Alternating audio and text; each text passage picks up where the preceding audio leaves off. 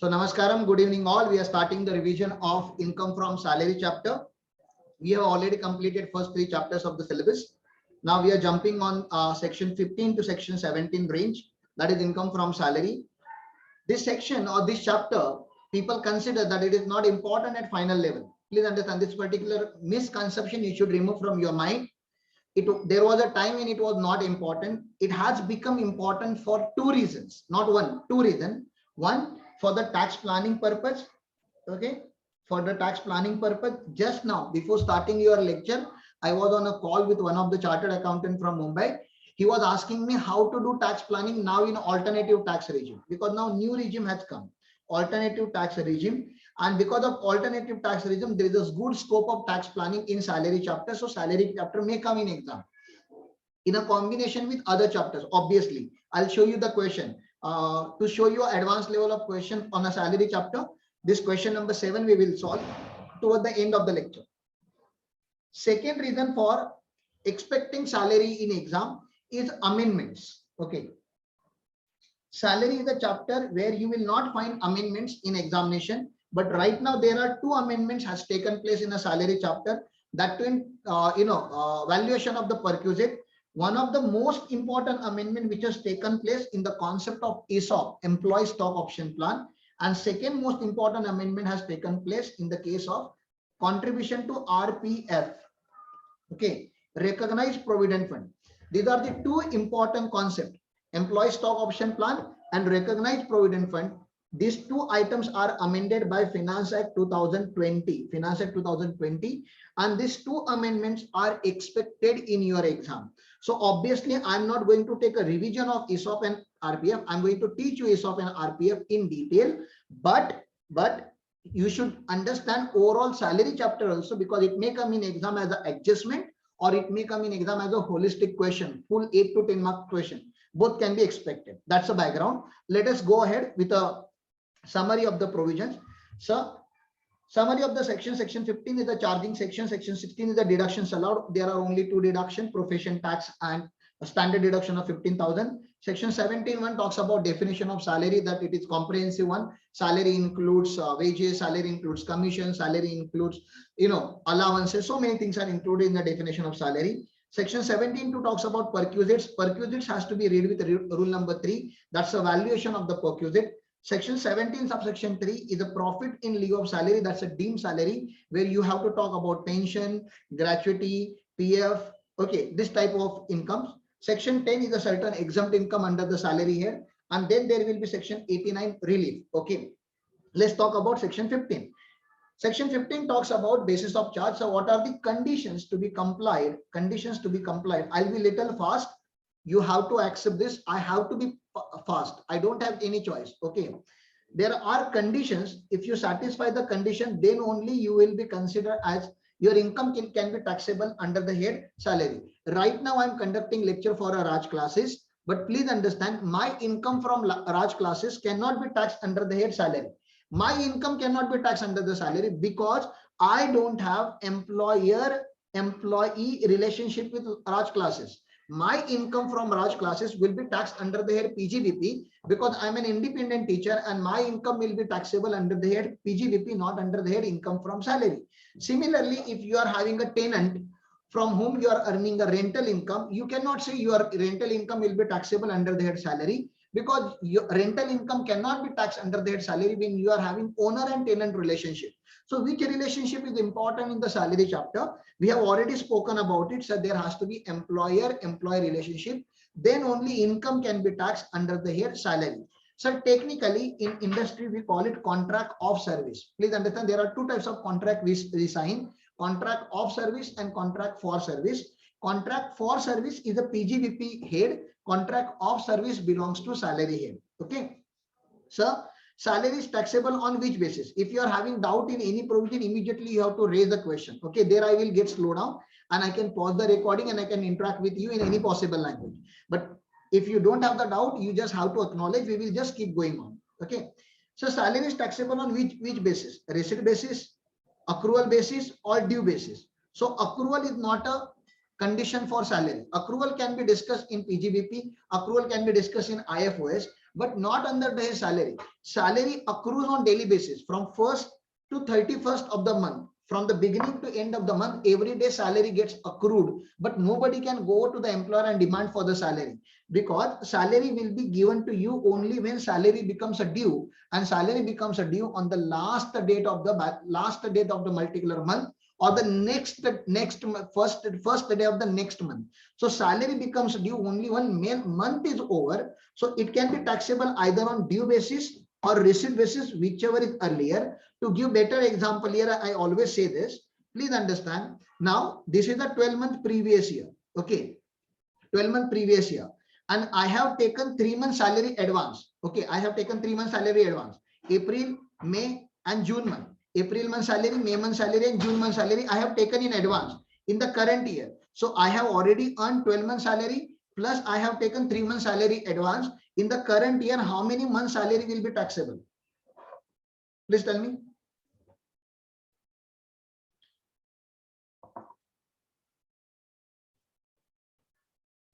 I have already earned 12 months salary and I have taken future 3 months salary in advance. How many months salary is taxable in the current assessment year?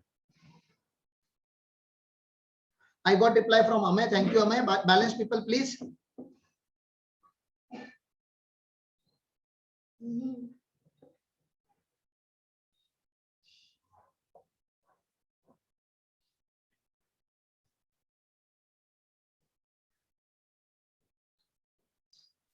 Sir, in this year, 15 months salary will be taxable. So how is it possible? Because 12 months salary was taxable on due basis, whereas 3 months salary it will be taxable on receipt basis. Okay, I have received that. You tell me then in next year, how many months salary will be taxable? Next year, 12 months salary will become due, but I will receive only 9 months salary. Next year, only 9 months salary will become taxable.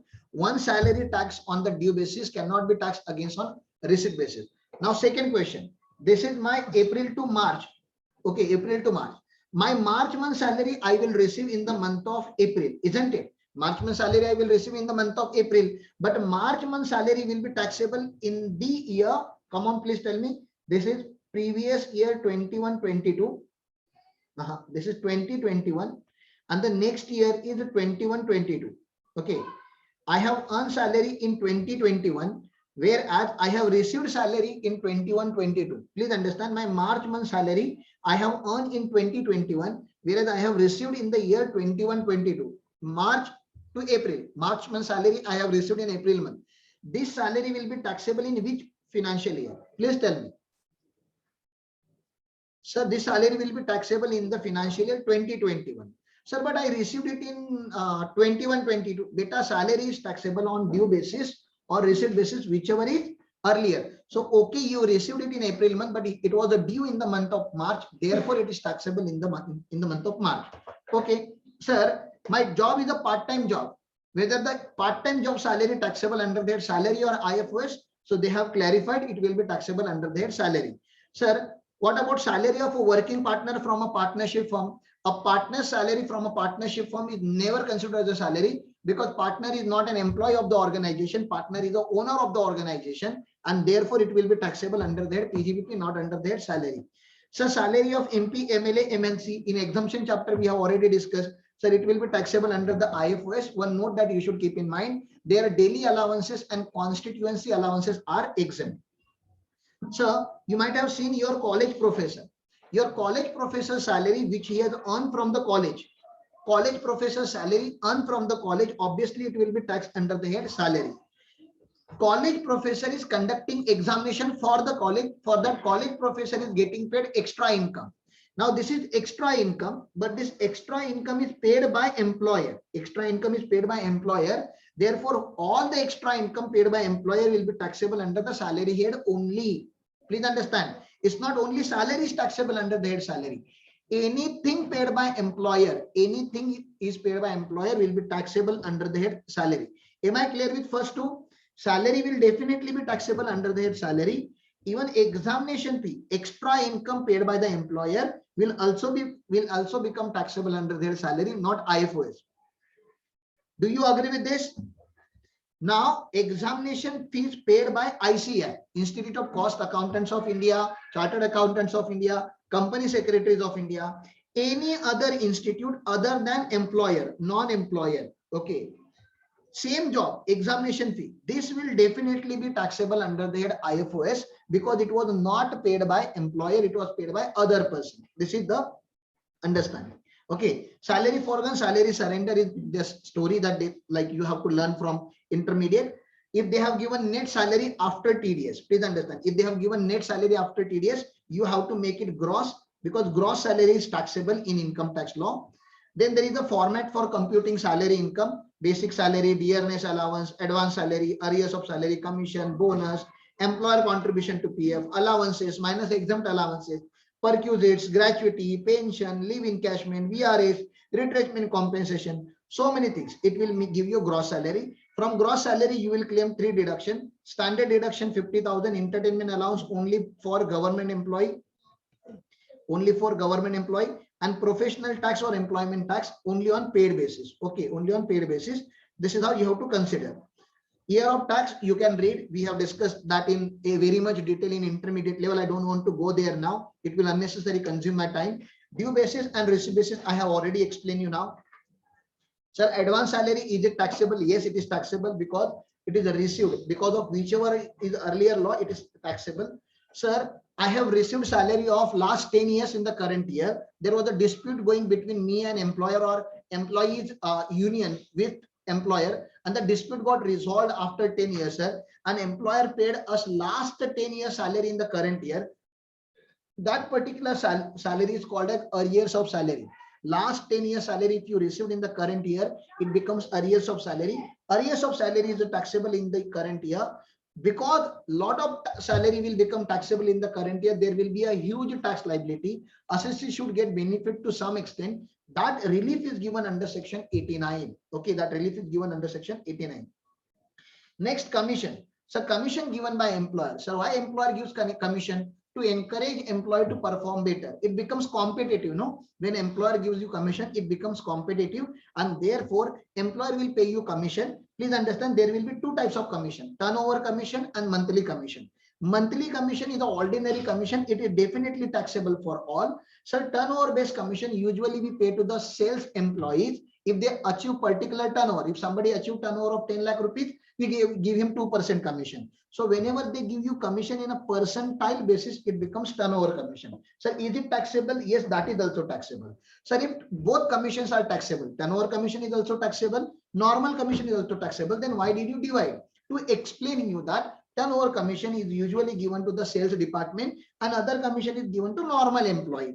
Now please understand, whenever we are going to compute certain exemptions like HRA exemptions or gratuity exemption, there we don't consider turnover commission as a commission. We only consider percentage based commission. That is this monthly, we don't consider monthly commission. We consider only turnover commission, which is percentage based commission. Okay. Sometimes your employer will give you bonus. Now bonus is not your income earned. Please understand, nobody earns bonus. Bonus is something paid extra than the salary. If your salary is 20,000 rupees, you may get 10,000 extra from the employer because it is a Diwali month. You have worked for 20,000 rupees.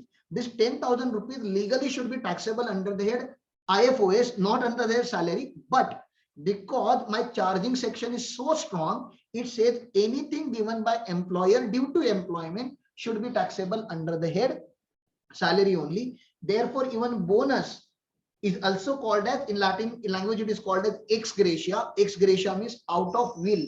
Okay, bonus or ex gratia paid by employer will be taxable, and that will be taxable on a receipt basis, not on accrual basis.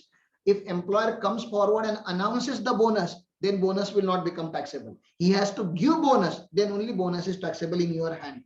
Okay, I am going to start allowances in 5 minutes time. I'm giving you 5 minutes query session break. If you have any queries, please ask.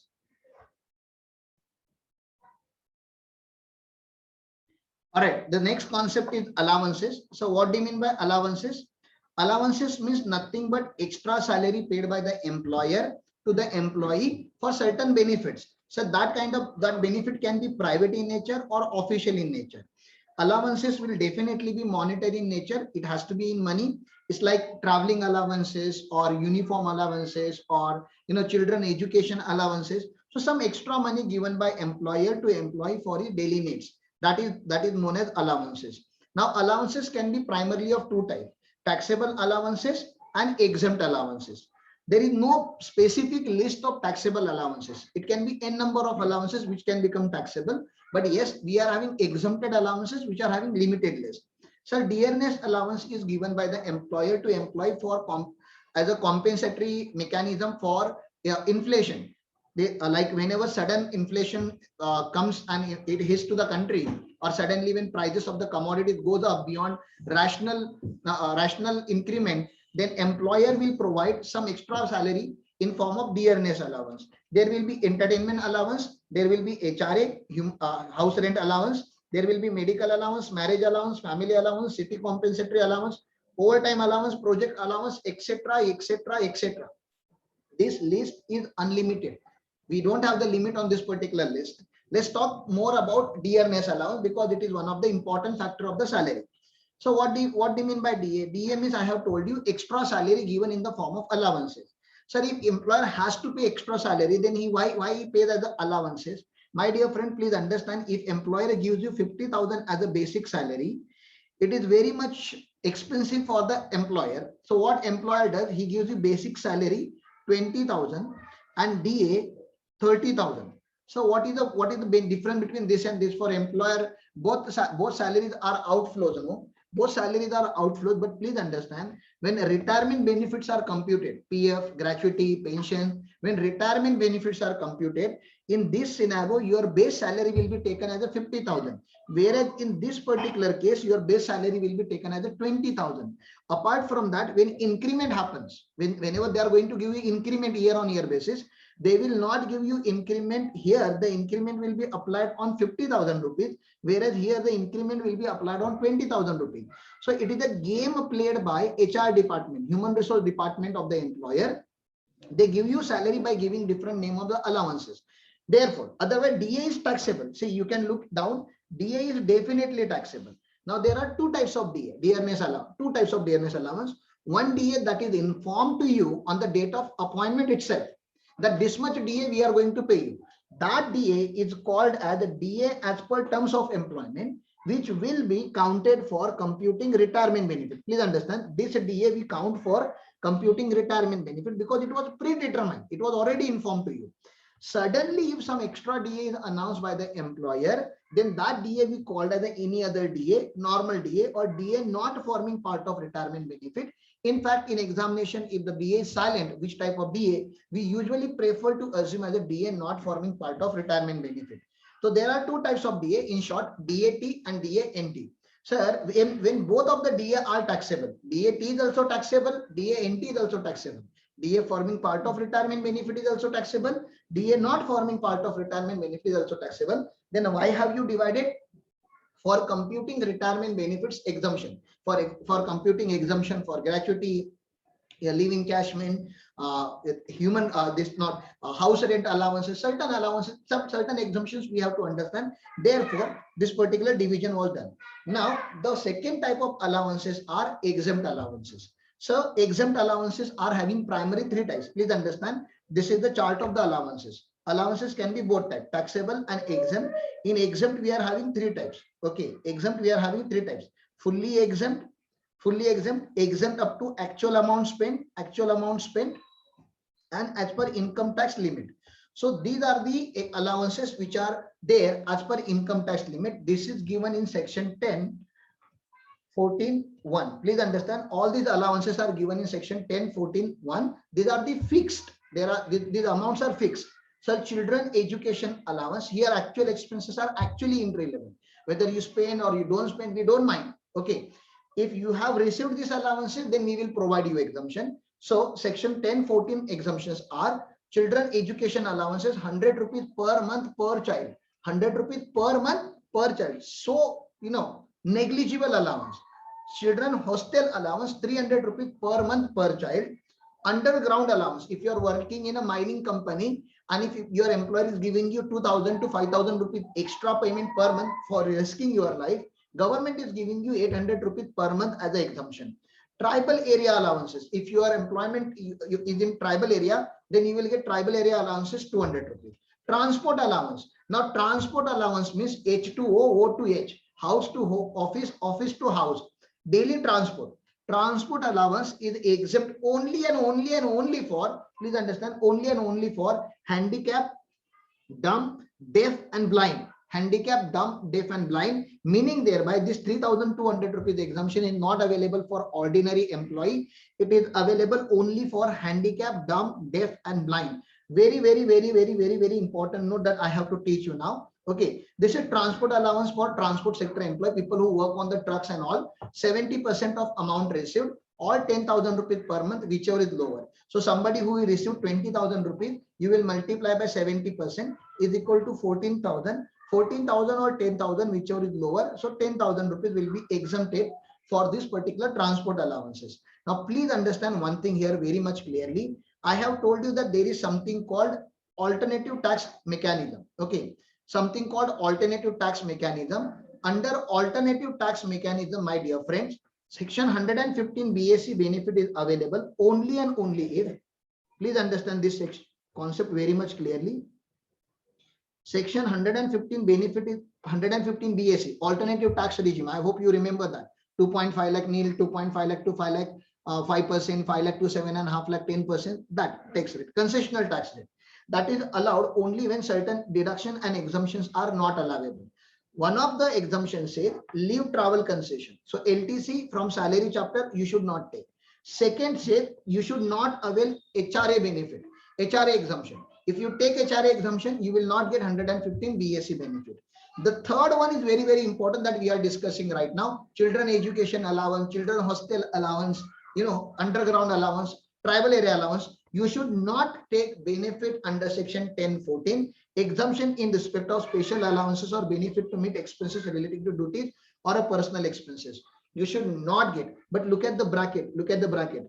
Except other than those as may be prescribed for this purpose, and this has been prescribed. Please understand, my dear friend, this particular item has been prescribed. It is allowed even in, okay, this transport allowance H2O for handicap, dumb, deaf and blind is allowed even in under section 115 BAC.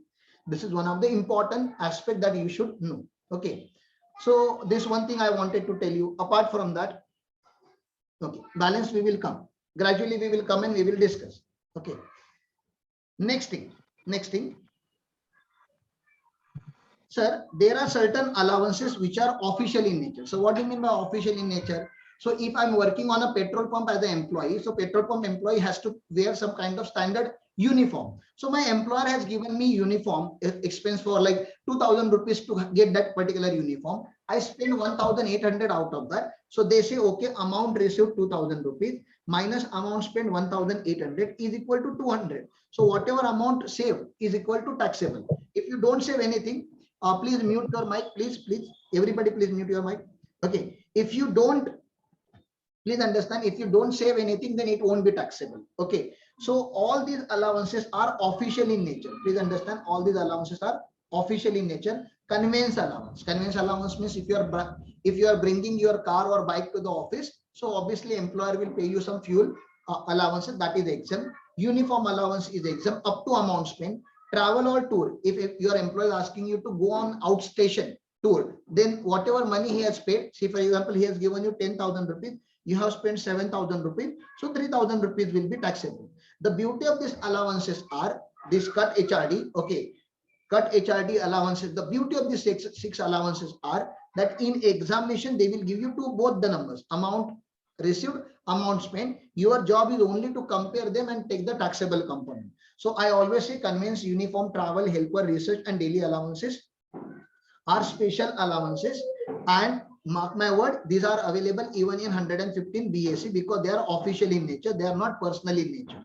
Okay, fully exempt allowances given to United Nations Organization employee, allowances given to UPSC members, allowances given to foreign,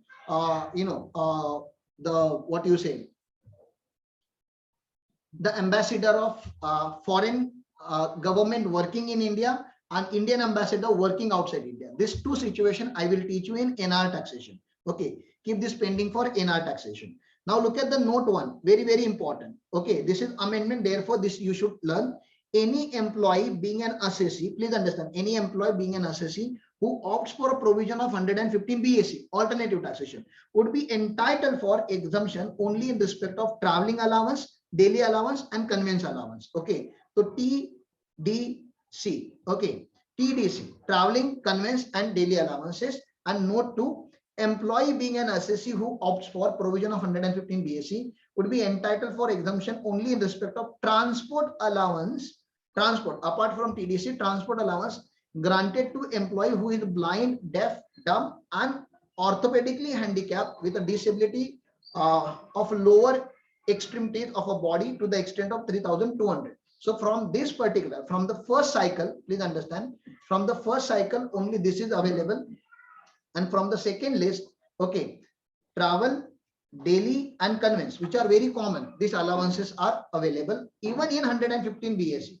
If you don't take 115 BAC, if you are a normal assessee, then all the exemptions or all the deductions which are provided here, all those deductions will be allowed. So how do we compute entertainment allowance? Entertainment allowance, first of all, step on taxable to all, government or non-government employee taxable to all. But then deduction will be given under section 16 only to government employee. It can be central government or state government employee. Please remember that. Okay. So how much is the deduction? 1/5 of the basic salary or actual entertainment allowance received, or 5,000 rupees per annum, whichever is lower. So that's a entertainment allowance. So how do we compute exemption on HRA? HRA received minus 40% or 50% of the salary, 40% for non-metro cities, 50% for Mumbai, Delhi, Chennai, Kolkata, 4 metro cities. Secondly, HRA received, that we check always to, so that the exemption should not exceed amount received.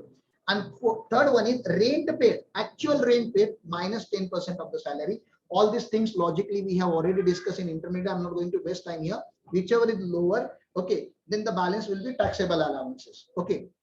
So 50% for metro, 40% for non-metro. Look at the meaning of the salary. Salary is equal to basic salary plus a DA in terms, only DA in terms, okay, plus turnover commission, not ordinary commission, only turnover commission. And then there is a relevant period. So relevant period means if you have stayed in the rented premises for only 5 months, then we will take salary of the 5 months. If you have stayed in the rented premises for 8 months, then we will take salary of only 8 months. So relevant period is the period for which accommodation was actually occupied by the assessee. So this two you have to link. Okay. Yeah, that was my discussion on allowances. If you are having any doubt, please ask.